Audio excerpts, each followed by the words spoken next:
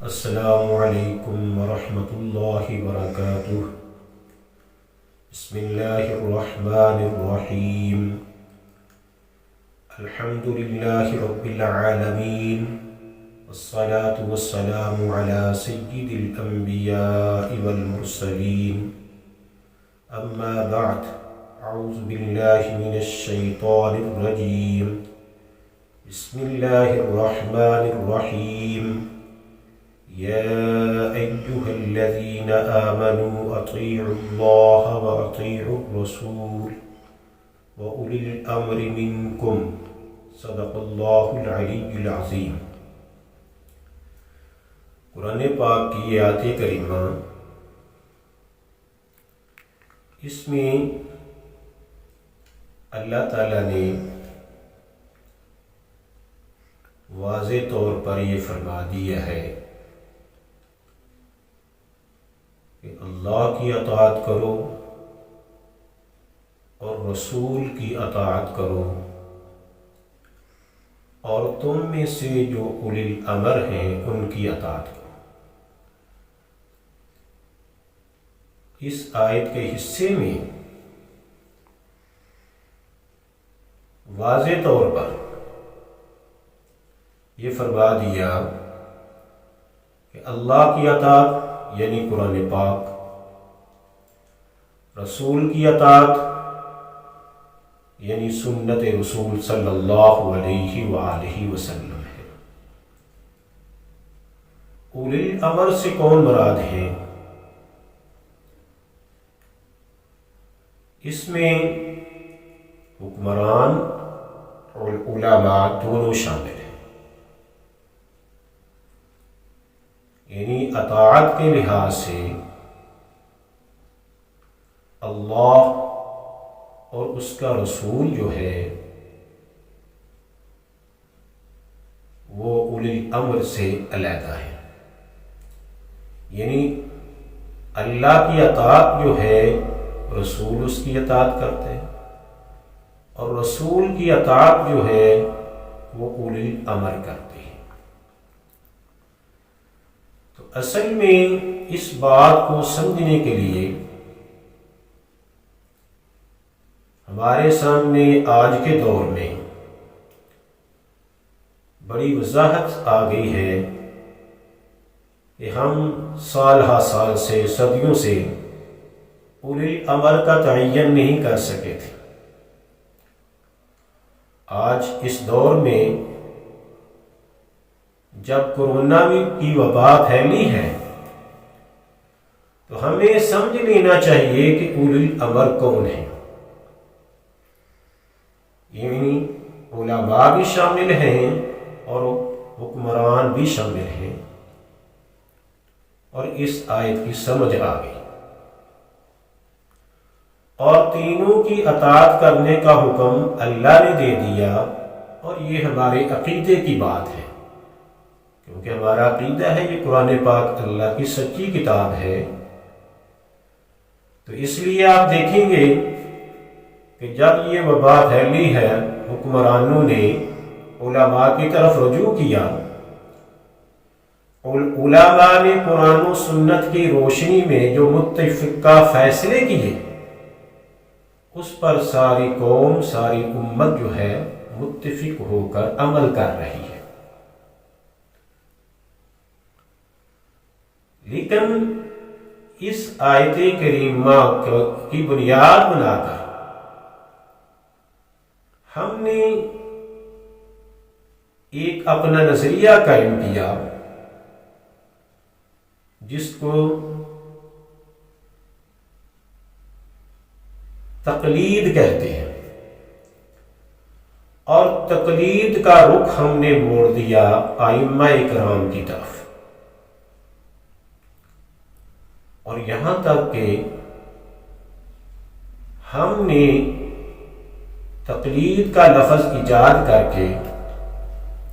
اور اس آیت کریمہ کے حصے کا سہارا لے کر ہم نے اپنا نظریہ قائم کر لیا۔ اب تقلید کا جو لفظ آیا تو ہم نے اس آیت کریمہ کو مخصوص کر دیا، حالانکہ یہ آیت عام ہے کہ عام وقت میں اس وقت کے حکمران علماء مراد ہے، برکیف ہم نے وہ لفظ ایجاد کیا تقلید کا اور اس کو ائمہ کرام کی طرف منسوب کر دیا، اور یہاں تک کہہ دیا کہ ائمہ کرام کی تقلید کرنا واجب ہے، کیونکہ تقلید کا جو معنی اور مفہوم ہے اس کا بخوبی آپ کو علم ہے، یہ قلادہ سے نکلا ہے جس کا معنی ہے پٹا ڈالنا، ایک ٹولے نے اس کو اپنا نظریہ بنا لیا اور دوسرا ٹولہ جو تھا اس نے تقلید کے لفظ سے خار کھا کے چڑ کر کے ائمہ کرام کی تضحیق شروع کر دی اور باہمی جنگ شروع ہو گئی۔ ایک طرف تقلید کو واجب قرار دینے والے ہیں اور دوسری طرف تقلید کے نام پر حوالہ جات دے کر تقلید کرنے والوں کو دائرہ اسلام سے خارج کرنے کی کوشش کی جا رہی ہے۔ حالانکہ تقلید کا لفظ جو ہے یہ کہیں قرآن و سنت کا لفظ نہیں ہے، تو اس لیے آج کے اس دور میں بہت بحث و بحثہ کرنے کی بجائے یہ بات سمجھانا مقصود ہے میرا کہ تقلید جو ہے اس کو واجب کا ٹائٹل دینا یا اس کے برخلاف ائمہ کرام کی تضحیق کرنا، یہ دونوں سائڈ سے ہوتی ہے اور اس پر بڑے بڑے حوالہ جات پیش کیے جاتے ہیں اپنے نظریے کو منوانے کے لیے، حالانکہ ان کی کوئی ضرورت نہیں ہے۔ تو میں آپ کو، آپ ماشاءاللہ عالم ہیں، جاننے والے ہیں، ایک تجویز پیش کرنا چاہتا ہوں، اگر وہ تجویز اچھی آئے تو آپ اس پر عمل کریں۔ اس سے پہلے میں نے 1990 میں ایک تجویز پیش کی تھی جو ابھی تک تو پوری نہیں ہوئی، لیکن اس کے نتیجے میں مجھے دورہ حدیث کی سند لینے سے میں محروم رہا۔ تو اسی طرح میں یہ کہتا ہوں کم از کم ایک مسئلے پر تو ہم ایسے خیالات کا اظہار کریں تاکہ امت مسلمہ جو ہے وہ سکھا سانس لے سکے۔ میں نے 1990 میں جب میں دورہ حدیث میں پڑھتا تھا تو اس وقت ایک مسئلہ بڑا زور و شور سے چل رہا تھا، تو میں نے جو شیخ الحدیث صاحب سے تھے ان سے کہا کہ کیوں نہ ہم ایسا کر لیں کہ بخاری شریف میں جو کتاب الجنائز ہے اس کو ہم کتاب الحیات بنا دیں، اور جو ہم صلاۃ الجنازہ کہتے ہیں اس کی جگہ صلاۃ الحیاتہ کہہ لیں، تاکہ ہمارا نظریہ جو ہے یہ مضبوط ہو جائے گا اور ہم اپنے نظریے پر پکی ہو جائیں گے۔ تو اس کا نتیجہ کیا نکلا کہ مجھے جو علماء کی صف میں شامل ہونا تھا وہ نہ میں ہو سکا اور دورہ حدیث کو راستے میں ہی چھوڑنا پڑا۔ تو آج بھی میں آپ سے یہ گزارش کرتا ہوں کہ اگر تقلید والے اس کی جگہ اعتماد کا لفظ استعمال کریں اور اتفاق کا لفظ استعمال کریں تو ظاہر ہے اس سے کافی حد تک ہم اس طعنے کو جو ہمیں دیا جاتا ہے کہ یہ گلے میں پٹا ڈالے ہوئے ہیں ائمہ کرام کا، ہم بچ سکتے ہیں۔ آپ یوں کہہ لیں کہ ہمیں فلاں امام پر اعتماد ہے یا فلاں امام کے ساتھ ہم متفق ہیں، تو ہماری کافی ساری پریشانی دور ہو سکتی ہے۔ اس لیے میں ان لوگوں کو بھی پیغام دینا چاہتا ہوں جو اس وجہ سے ائمہ کرام کی تضحیق کرتے ہیں، حالانکہ ان پر طعن و تشنیع بھی کرتے ہیں کہ وہ ذرا ہمت کریں، تھوڑی سی محنت کریں، کیونکہ وہ سائے ستہ کا نام لیتے ہیں۔ سائے ستہ جو ہے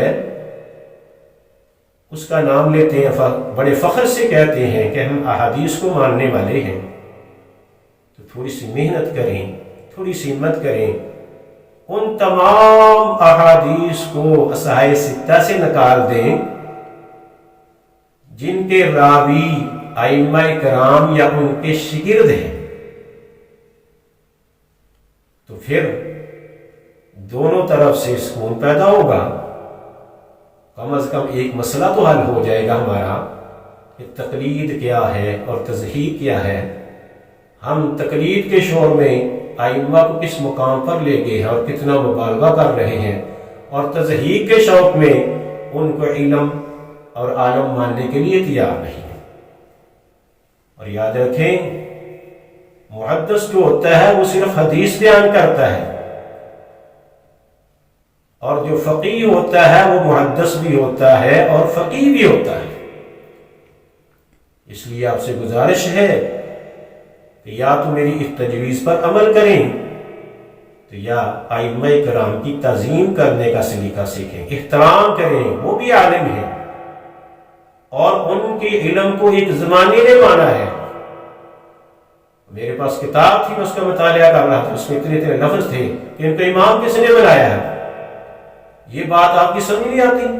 آج جن لوگوں نے آپ کو امام چنا ہے، آپ کی بات پر اعتماد کرتے ہیں، آپ کی تقلید کرتے ہیں، آپ تو بڑے بڑے امام بن گئے، اور جو ان کی طرح منسوب کرتا ہے تو آپ اس کی تزکیہ کرتے ہیں۔ خدارا مسلمانوں کو اس عذاب سے بچائیے